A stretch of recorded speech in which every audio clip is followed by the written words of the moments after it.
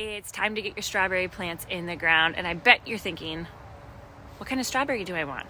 What kind of plant should I plant? So, two main questions for you. Do you want to have strawberries, a big crop, the end of June, beginning of July, or would you like to have a smaller crop all throughout the summer?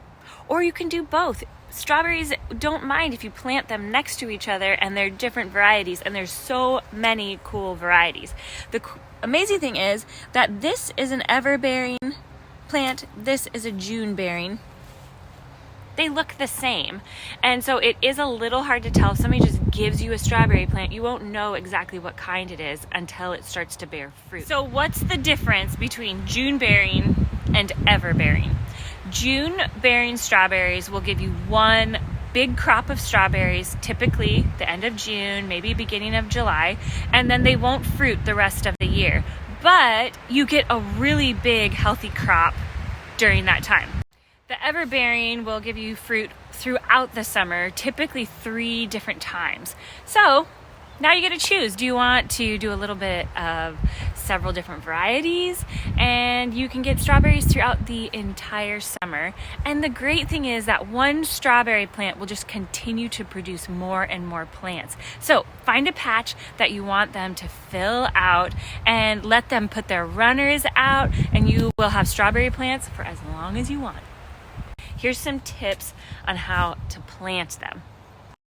Strawberries like to be planted about 18 inches apart so that they can send out these little runners.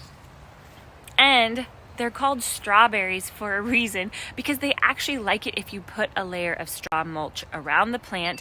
We used wood chips because that is what we had available last year.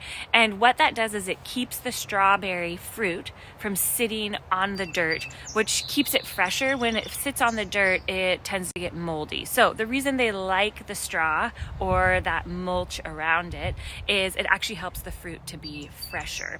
Now, as your plant begins to grow, it's going to send out these runners. You want these runners. This is the new plant. The main plant will stop producing fruit after a few years. This plant is going to keep it going. Once your main plant has slowed down in production, you can go ahead and just rip that out, and you want to keep the runners because that's how the strawberry plant reproduces itself. Those are the plants that will produce more strawberries in the seasons to come, and they will actually continue the same process of sending out the runners. So now let's do a little cleanup on the strawberries. Okay, so here we have our plant. It's looking a little sad from the winter, and we're gonna just do a little bit of cleanup. All of these here that are these dead stems, we're gonna get these out of here, cut them out, and you'll notice that some of them are connected to a new runner. Once this is dry like this, you can simply cut it off to clean up your bed and get that out of there to make space for the new runners to take root. Here we go, we'll do this. And our mulch is getting a little thin, so we're gonna add a little bit more wood chips on here to keep all of the strawberries nice and fresh as they produce this year.